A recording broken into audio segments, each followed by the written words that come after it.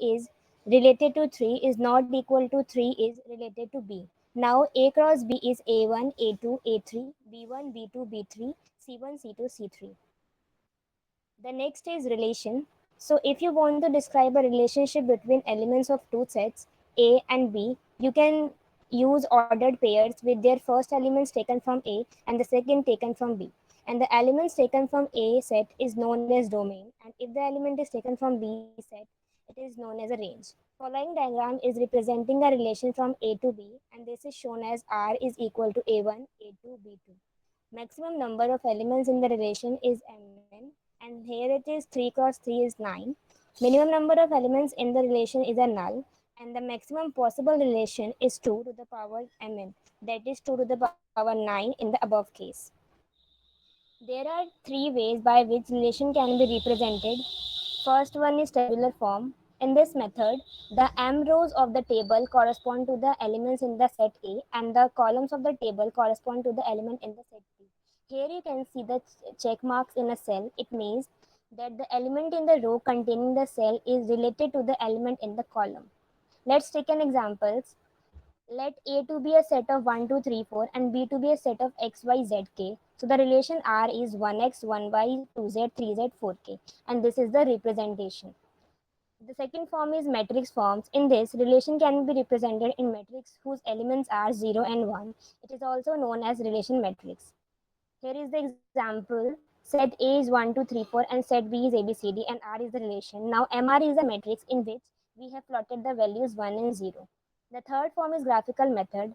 Arrow from a point in the left hand column to a point in the right hand column indicates corresponding element in A is related to corresponding element in B, and the example is shown below.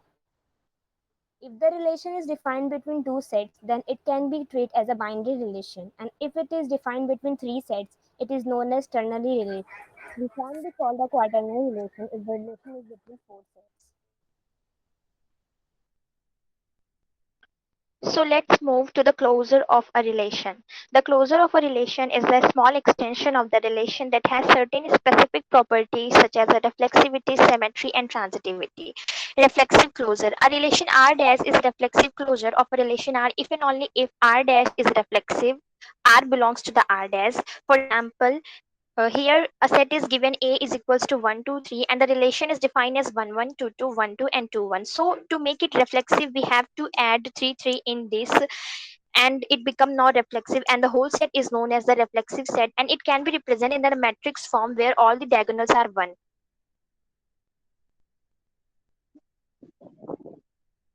Now, symmetric closure. Symmetric closure. A relation R dash is a symmetric closure of a relation R if and only if R dash is symmetric and R belongs to the R dash. As you can see in the example, here we add 2 comma 1 to make it symmetric closure, and the whole set is known as the symmetric closure, and the matrix representation of symmetric closure is shown here. The third one is transitive closure. A relation R dash is transitive closure of a relation R if and only if R dash is transitive and R belongs to the R. Here in this example, as you can see, we have to add 1 comma 3 to make it transitive. So the whole set is known as the transitive closure. Now, antisymmetric relation. Antisymmetric relation can be defined as a relation which is not symmetric, or we can see if A comma B belongs to the R and B comma A belongs to the R, it is antisymmetric only when A is equals to B. Now, equivalence relation. An equivalence relation in a binomial relation is reflexive, symmetric, as well as transitive. That means A comma A belongs to the R for the reflexive, and A comma B belongs to the R, then B comma A belongs to the R for symmetric, and A comma B, B comma C belongs to the R, then A comma we have to prove whether it is equivalence or not. The question is A comma B, A minus B is an integer. So first let's prove for the symmetric. A comma A belongs to the R, that means A minus A, which is equals to 0, and it is an integer. So A comma A belongs to the R and it is reflexive. And for symmetric, we have to prove A comma B belongs to the R, then B comma A belongs to the R. A comma B, when A minus B, it gives an integer, and when B minus A, it gives a negative integer. So both are integer and it is symmetric as well. And to prove it transitive, we have to prove A comma B, B comma comma c belongs to the r, which is an integer. When we minus it, and a comma c also belongs to the r, so it is transitive as well. So the whole relation is known as the equivalence relation. So let's move on to the partial ordering relation. The relation which are reflexive, antisymmetric and transitive is known as partial ordering relation. There are two ways to represent a partial ordering relation. First by the directed graph and second by the Hayes diagram. In directed graph we use directed edges and the loops to represent a relation. In a Hayes diagram there are some conditions like if point P is related to point Q and P is less than Q, then P appears lower in the graph. And second one, 2 points are joined if and only if they are related. Loops and transitive relation should not be shown in the Hayes diagram. Let's understand this. Next slide please. uh, let's understand this concept better by this example. R is a relation of A cross A, where A comma B is in the relation R if A divides B. So the relation obtained is this. For proving it as a poset, we have to prove it a reflexive, antisymmetric and transitive. Since every element divides itself, so it is reflexive. For 3 comma 12 there is no 12 comma 3 in the relation because 12 could not divide 3, so it is antisymmetric. For 3 comma 12, 12 comma 72 there is 3 comma 72 in the relation, so it is transitive also. Hence the relation is a poset. Here in this Hayes diagram you can see there is no loops and the edges representing reflexive and transitive nature of the relation. So next slide. So our next topic is maximal and minimal element. The element which is not related to any other element is known as maximal element. The element which is related to each and every element lying upper side in the Hayes diagram is known as minimal element. In the graph 1, 4 and 3 are the minimal element because they have the lowest position in the graph and are related to each and every element. Similarly, 72 and 48 are the maximal element because they have the highest position in the graph and are not related to any other element. For the second graph, F and H are the maximal element and the minimal element are A, B and D. For the third one, maximal element are D, F, B and I, and the minimal element are G and H. For the fourth one, maximal element are I, J, K, D and F, and minimal element are A. So our next topic is upper bound and lower bound. Upper bound. The element C is said to be the upper bound of A and B if they are related to C and C is greater than or equal to A and B. Least element in the upper bound is least upper bound. In graph 1, for E and C, the upper bound is G and E because G and E are both related to each element for which we want to find the upper bound. Since among the upper bound, E is the smallest or have the lowest position in the graph, so it is least upper bound. Lower bound. An element C is said to be the lower bound of A and B if C is related to both A and B and C is less than or equal to A and B. Greatest element in the lower bound is called greatest lower bound. In graph 1, for E and C, A, B and C are the elements which are related to both E and C and are less than or equal to E and C. Since among the lower bound C is the greatest, so it is greatest lower bound. I want to ask a question from the audience. Why H is not an upper bound of E and C? Anyone, please? Anyone who wants to give the answer of current questions?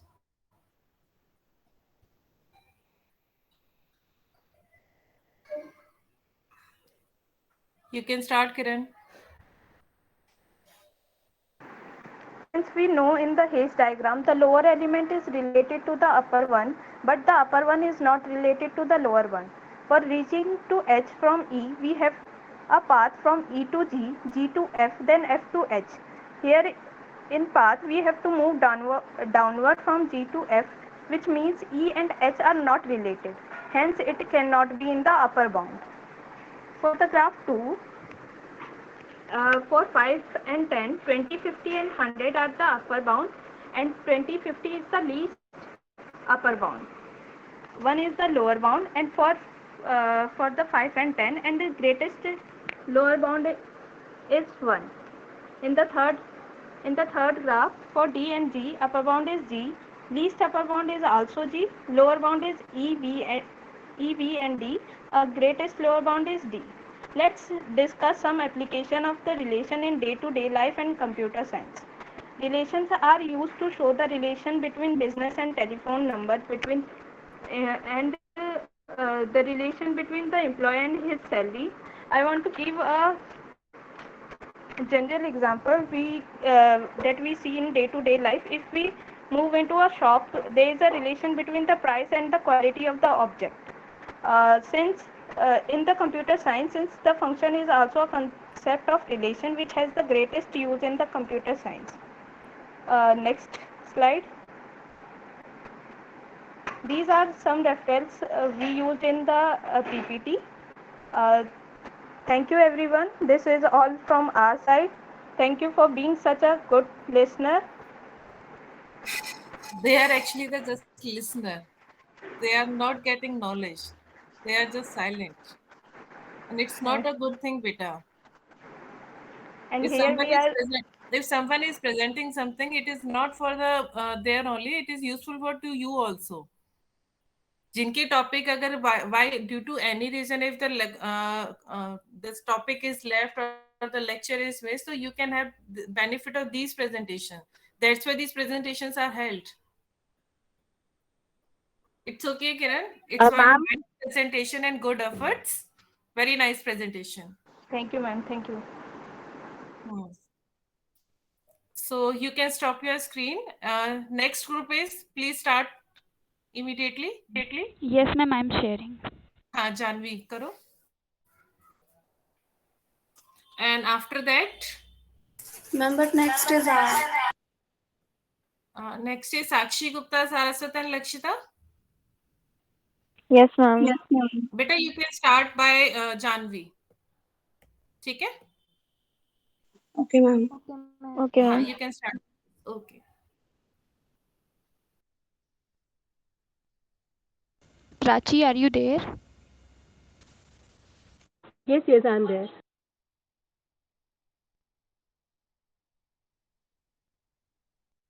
Yeah, the internet was lagging. Just a minute. Am I audible? Yes. Good morning to one and all present over here. Today I, Prachi Rikhari, Janvi Yadav and Minakshi Sharma are going to present our presentation on the topic of Master Theorem. Well, here in our presentation, we will be covering the following things. First of all, we will be giving a brief introduction of what Master Theorem actually is. Secondly, we will be discussing the three important cases of Master Theorem.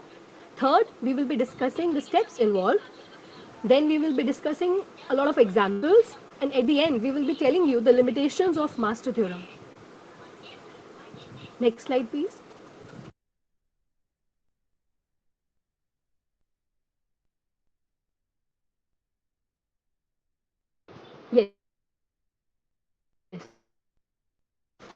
Well, the approach of Master Theorem was first presented by John Bentley, Jonathan Hecken, and James P. Sachs in 1980. The Master Theorem method is a form of with B. Before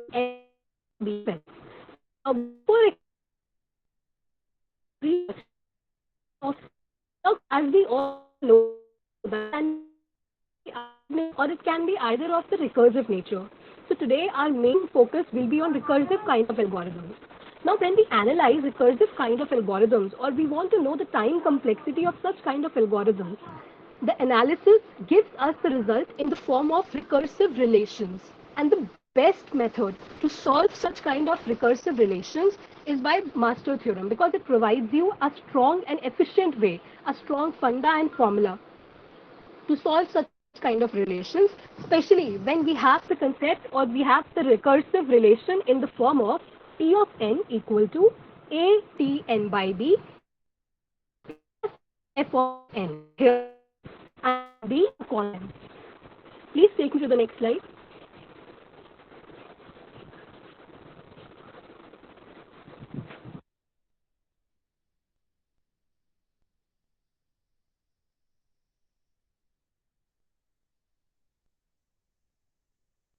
Janvi?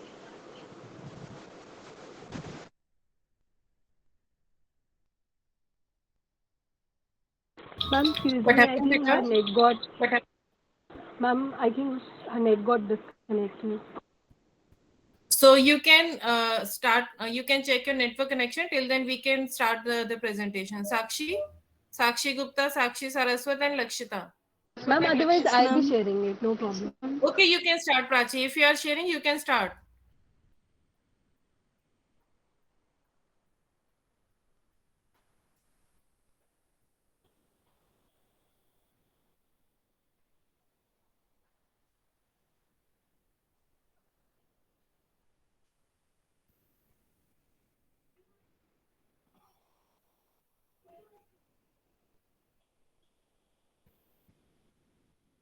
What happened, Prachi? Ma'am, nothing facing of network issues right now. Okay, Ma'am. you can rectify your problem till then, and then we can start the presentation. It's okay, beta. It happens. Take your time. Sakshi, you can start, beta. Like maybe Prachi क्या कह रहे हो बेटा?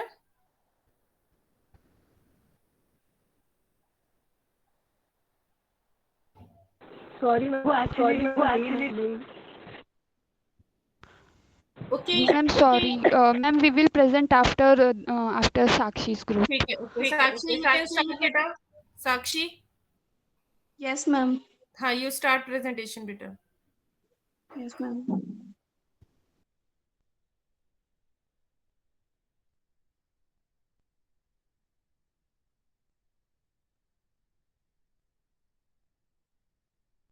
Ma'am, is it visible? Yes, बेटा, it is visible. Fine. So your group members are, you are going to present pigeonhole principle. Yes, ma'am. Ma'am, can I start? हाँ बेटा. Good morning, everyone. This presentation on the topic pigeonhole principle is presented by me, Lakshita, and Sakshi Gupta. By the end of the presentation, you will come to know all about pigeonhole principle and its applications. Now let's suppose that there are 10 pigeons and 9 pigeonholes, but there are but because there are 10 pigeons but only 9 pigeonholes, so at least one of the pigeonhole must have two pigeons in it. To see why this is true, note that if each pigeonhole had at most one pigeon in it, this illustrates a general principle called the pigeonhole principle. The theorem states that if k is a positive integer and k plus 1 objects are placed into k boxes, then at least one box contains two or more objects. So we prove this theorem by contradiction. Suppose none of the k boxes has more than one object, then the total number of objects would be at most k. This contradicts the statement that we have k plus 1 objects. Now let's see a simple example. Among any group of 367 people, there must be at least two with same birthday because there are only 366 possible birthdays. Now let us see some cases. So in case first, as you are seeing that in the domain we have four pigeons, and in the codomain we have five pigeonholes. So we are able to see that there is one pigeon that is connected to one pigeonhole. Now there is at least one pigeonhole is left that is not connected with any pigeon. That is, there is no pigeon, and that is, there is no pre-image in the domain of that box. So now let us see in the next case when there is equal number of elements in domain and equal number of elements in codomain. So we can see that each element is connected with each element of domain. So there is specific pigeon in each element of the domain, and there is no repetition. And now let us see the third case when there are more number of elements in domain and less number of elements in codomain. So there is at least one element of the domain that have the same image as that of is other element. So basically the third case is the pigeonhole principle.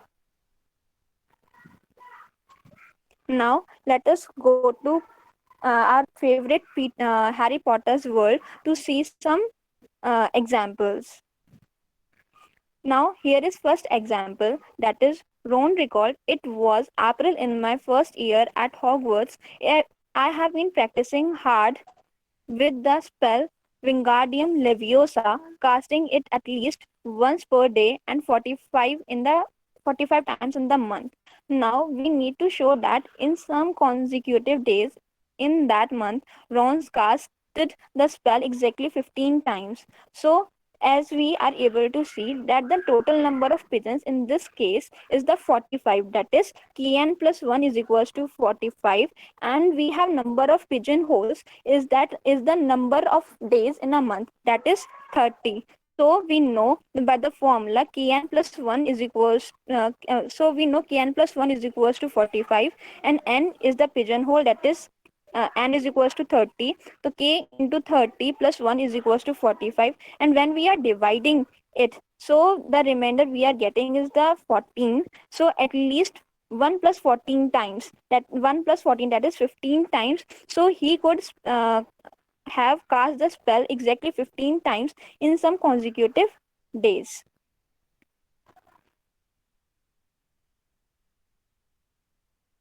And minimum number of students in a class such that 3 of them are born on the same day.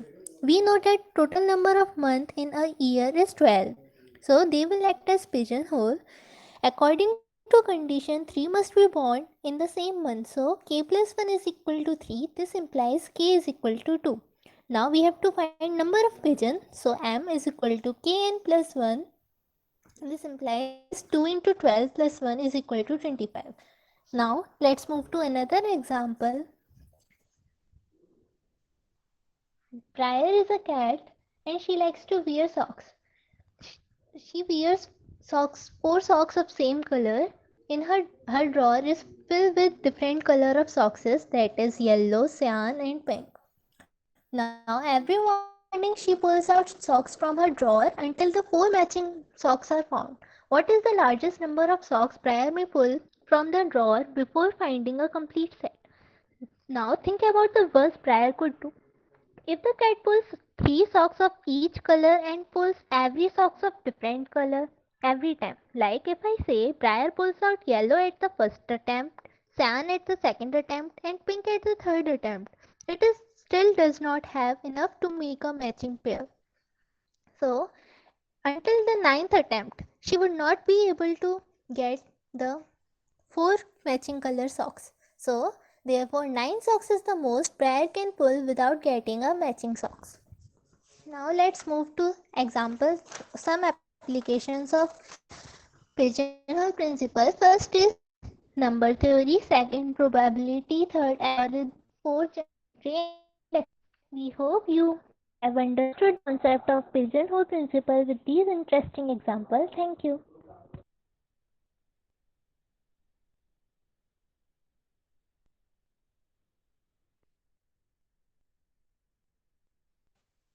Any questions from audience?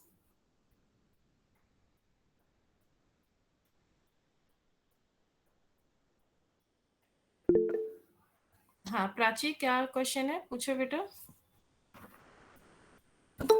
Ma'am, how can we use pigeonhole theorem, like pigeonhole in Newton?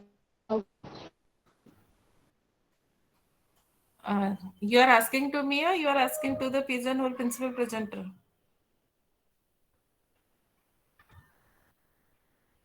Yes, Sakshi Gupta, Sakshi Saraswat and Lakshita.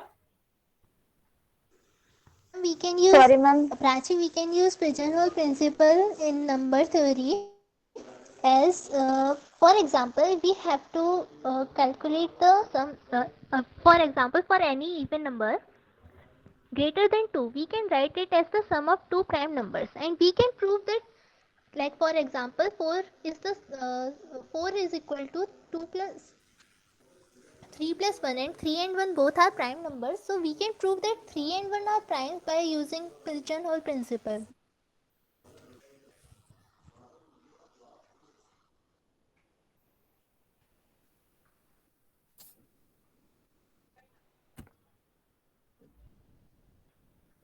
Okay, Lakshita. Okay. Good effort, Sakshi. Sakshi Gupta, Sakshi Saraswat, and Lakshita. Okay, very good efforts. Thank you, ma'am. Okay, Vita. So, Janvi, are you ready to present your example?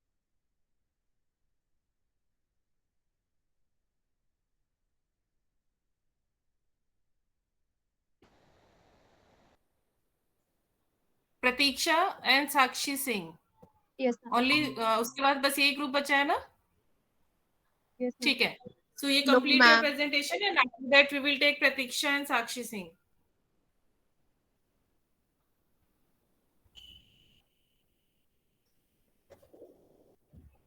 Ma'am, shall I begin from start or? जहां आपने छोड़ा था वहीं से start कीजिए Okay, ma'am. Meenakshi, please take me to the previous slide. Yes. So as we were discussing, that algorithms can be of two types. The basic nature, it can be either iterative or it can be recursive. And here the main focus is on recursive kind of algorithm. So when we discuss recursive kind of algorithm, when we have to find it or we analyze its time complexity, then we get the result of analysis in a form of relation, that is recurrence relation. And the best method to solve such kind of recurrence relation is using master theorem. So here it is that master theorem or the master method is basically a formula to solve recurrence relation, especially when it is of the form T of n equal to a t n by b plus f of n. Here a and b are constants. Next slide. Yes. So a should be greater than equal to 1 and b should be greater than 1. That should be the condition which should be filled. And Fn is an asymptomatically positive function. Now coming to the cases of master theorem. See, this is the most important thing. We have three cases of master theorem. The first one says that when f of n is less than n log a base b, here we use t of n equal to n log a b. So whenever f of n you are going to get less than n log a base b, the case one would be t of n equal to n log a base b. Second comes when f of n is equal to n log a base b, then we consider t of n equal to n log a base b log n. The third case says that when f of n is greater than n log a base b, we take the case as t of n equals to theta of fn.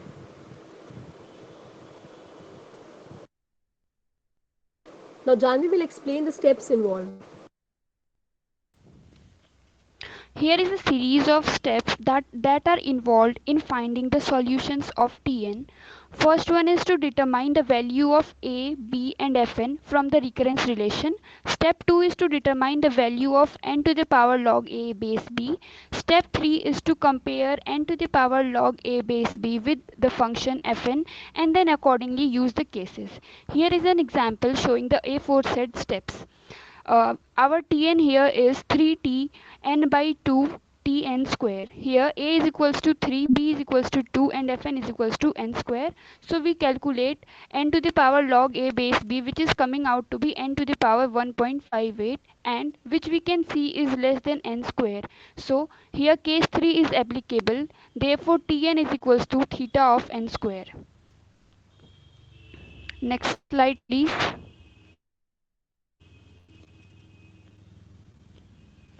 Here are some more examples where you can see the different cases like case 2 and case 1. You can explore them by yourself. Next slide please.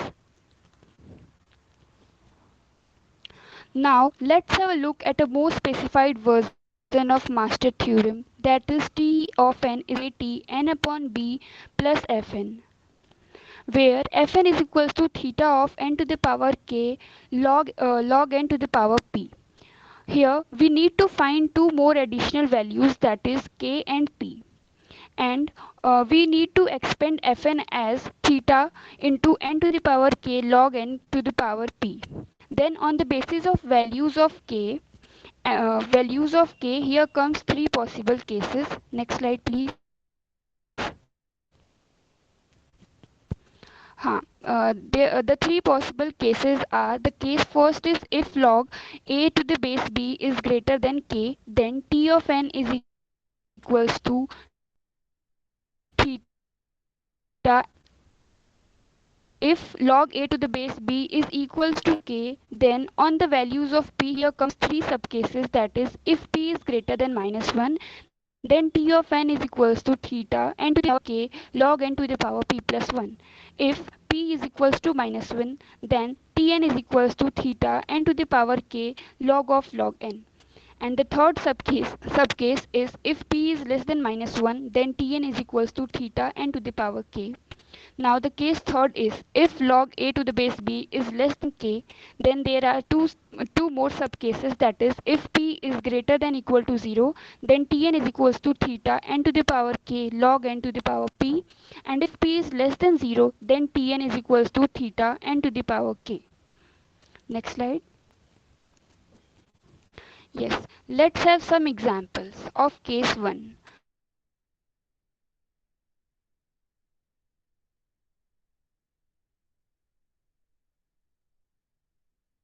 Fn is equals to 2, fn is equals to 2, fn is equals to 1, which can be written as n to the power 0 log n power 0. So here our value of k and p is equals to 0. So k is less than log a to the power b. So we apply case 1 here. Therefore the value of tn comes out to be theta to the power n log a base b, which is equals to theta into n to the power 1, which is equals to theta into n. Here are some more examples for the same. You may explore them. Now Meenakshi will be covering examples of case 2 and case 3. Now let's look at the examples of case 2. In the following examples, first we will find the value of a, b and fn. From fn we will get the values of k and p, where k is the power of n and p is the power of log n. Then we will calculate the value of log a to the base b and compare it with k. If log a to the base b is equal to k, then case 2 is implied here. As case 2 have further three subcases, we will look for the value of p. If p is greater than -1, then first subcase is used, and if p is equal to -1, then second subcase is used. And if p is less than -1, then third subcase is used. In example 1, 2, and 3, first subcase is used. Therefore, Tn would be of the form theta of n raised to the power k log raised to the power p plus 1 of n. In example 4, second subcase is used as p is equal to -1. Therefore, Tn would be theta of n raised to the power k log of log n. In example 5, third subcase is used as p is less than -1. Therefore, Tn would be theta of n raised to the power k. Now let's look at examples of case 3. In case 3 also, we will first find the values of a, b and fn. From fn, we will get the values of k and p. Then we will calculate the value of log a to the base b. If it is less than k, then case 3 is implied here. And as it has further two subcases, we will look for the value of p. If it is greater than equal to 0, then first subcase will be used. If it is less than 0, then second subcase will be used. In example 1, 2 and 3, first subcase is used as p is greater than equal to 0, and tn would be of the form theta of n raised to the power k log raised to the power p of n. In example 4, second subcase is used as p is less than 0. Therefore, tn would be of the form theta of n raised to the power k. Now, Prachi is here to list some of the limitations of master theorem.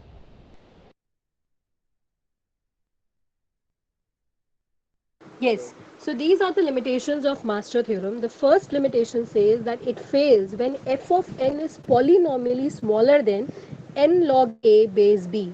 Like if we take the example t of n equal to 2t n by 2 plus n log n. Now here we can see that n log n is going to be polynomially smaller than n log a base b. So here we cannot use master theorem. Second says that a and b, it cannot be less than 1. We discussed that in the previous slides as well. Third says that a must be constant and it should not be a variable in terms of n. And the last limitation says that fn should always be positive. So these were some of the limitations of master theorem. Now we are open to questions.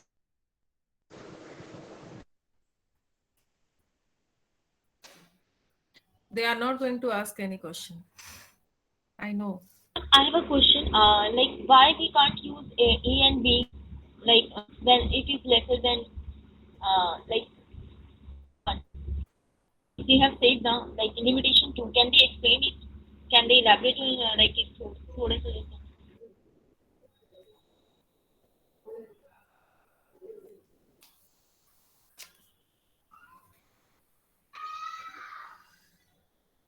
Am I audible? Janvi, Pallavi, can you please repeat your question? Okay, okay. Can you explain the limitation too? That why A and B cannot be smaller than one?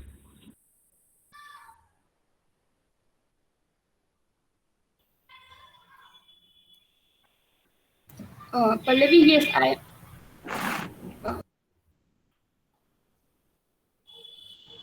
Pallavi, actually, we are in here the master theorem is applicable for recurrence relation, but when you see in algorithmic process, then a and b are known as the sub problems or sub cases of the main problem. So if a and b would be smaller than 1, then the sub problem is not so the sub problem does not exist completely. So the theorem states that a and b should always be greater than 1, and if it would be smaller than 1, then the sub problems won't exist, and we are not talking about sub problems in this ppt. We are only limited to master theorem for solving recurrence relations. That's Thanks, sir. right. That's right. Janvi is correctly said. कि basically the master theorem is basically the recurrence relation of any problem, or A and B is the constant which defines the that is the sub function or the sub problem which we have, or any if there is no sub problem or there is no sub function in your program, then it means that we are not having that value. If it exists, then it should be greater than 1. So that's why A and B should be the greater than 1. Correct answer, Janvi? Thank you, ma'am. Okay. So now you can Pratiksha Dikshit and Sakshi Singh, the last presentation. Yes, ma'am. हाँ बेटा, complete करो अपना. And we will have the lab also at 1:30. And one more. Ma'am, हाँ. ma'am, we are also having our presentation on proposition. Okay, तुमने अभी group में नाम नहीं डाला अपना बेटा. यहाँ पे जो आपकी भी मीट चल रही है. Ma'am, I have put the names. बेटा ये भी अच्छा अब डाला तुमने. चलो ठीक है, कोई बात नहीं. We will have. So Ma'am, start. yes, ma'am. हाँ हाँ. So, good morning, everyone. Today, I, Pratiksha Dikshit and Sakshi Singh will be presenting on the topic growth of functions. In the next few minutes, we will be covering these topics. So, without wasting much time, let us start with the presentation. So let's start with the algorithms. So algorithms are the solutions of the given problem. There can be many algorithms for the algorithms with the time and speed efficiency considered as the good algorithms. Coming to asymptotic notations. Asymptotic notations are the mathematical way of representing time complexity of the algorithm. In order to find the time of a particular problem without its execution, and to compare the given functions, and finally to consider the better algorithm, we need some notations. These notations include big O, big omega, and big theta. Next slide. Let's start with the big O notation. If we want to compare a given function, if we want to compare a given function and write it in the order of the big O of another function, so the another function would be c times will be greater than the given function. And in order to find the value of the another function, we must have look at the order of the given function, and the order of the gn would always be greater than the order of the given function. And in order to find the value of the constant c, that constant should be greater than but nearest to the coefficient of the given function fn. Next slide. Basic rules Nested loops are multiplied together. Sequential loops are added. Only the largest term is kept. All others are dropped. Constants are dropped, and the conditional check are constant. That is one. Next slide. Example, here we can see that the example is 3n square plus n by 2 plus 12, and it is the order of n square, because we just see in the previous slide the basic rule is to avoid the constant. We used to avoid the constant and just write the biggest order of the given function. Next slide. Now coming to the big omega notation, it is just opposite of the big omega notation. Here it will give us the lower bound and it gives us the best case. Next slide. Here we can see the example. Here it is given n cube plus 2 theta n is equals to n square. Since we see that it gives us the best case, yani least time, so n square would be the least time, which is greater, which is. Next slide. Now coming to the theta notation, we can compare this theta notation via the sandwich theorem, where the function lies between the two given functions. One is greater than that and one is less than that. And the value of n naught, here we can see the dotted line representing the value of n naught. Why n naught only? Because before n naught, the value of the functions are fluctuating. Next slide. Here we can compare the relation between theta, omega, and big O. Next slide. Here we can see the example of the theta notation where we are finding the value of C1 and C2. Here the C2n square is greater than the middle function and C1n square would be less than the middle function. Via using linear transformation, we can find out the value of C1 and C2. Next. So now let us see the time complexity of an algorithm. So the time complexity of an algorithm signifies the total time required by the program to run till its completion. The time complexity of algorithms is most commonly expressed using the big O notation, that is asymptotic notation, as discussed by Sakshi. And the algorithm's performance may vary with the different types of input data. Hence, for an algorithm, we usually use the worst case time complexity, that is maximum time taken for any input size. The space complexity.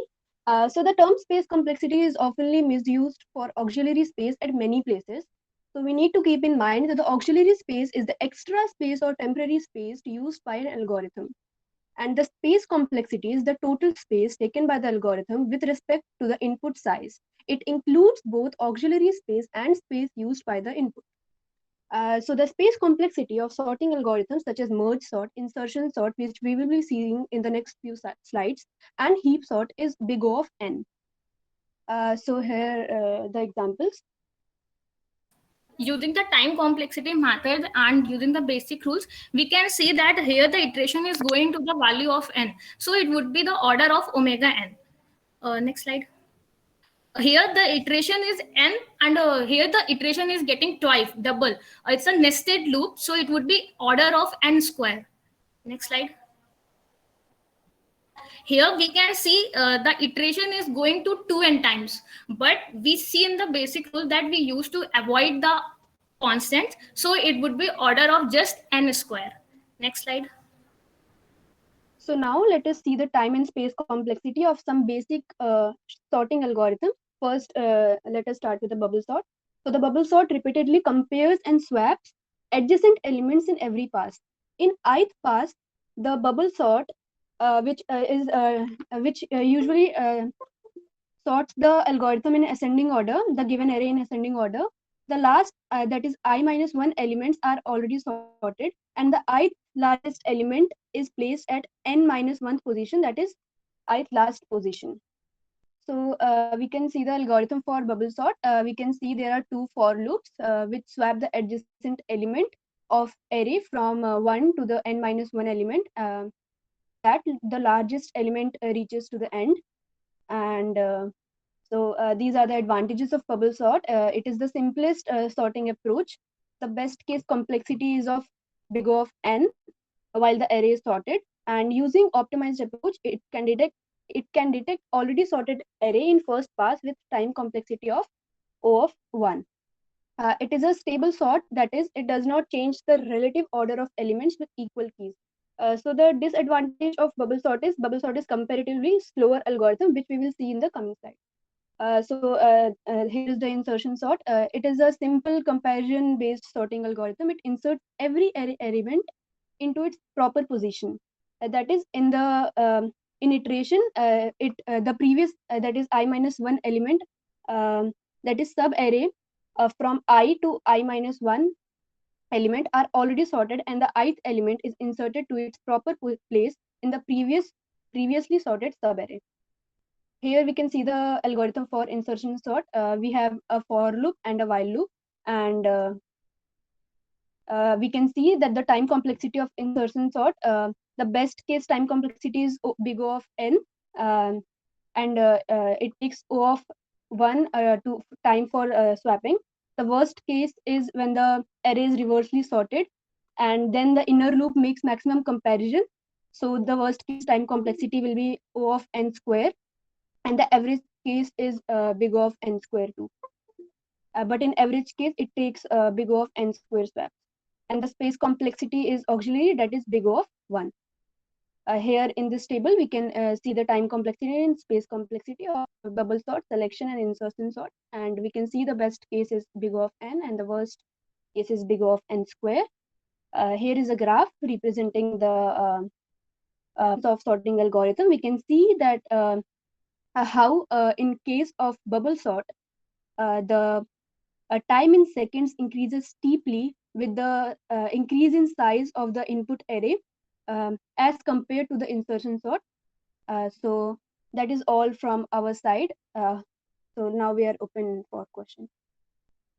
There are some questions in chat box. You can answer them. Yes, Pallavi, just 1 minute. Pallavi is there? Yes, Darshita, the real time. Just 1 minute. Pallavi is there? Yes, ma'am. Real Pallavi, beta, take a screenshot of the student and Okay, upload your ma'am. PPT and mail your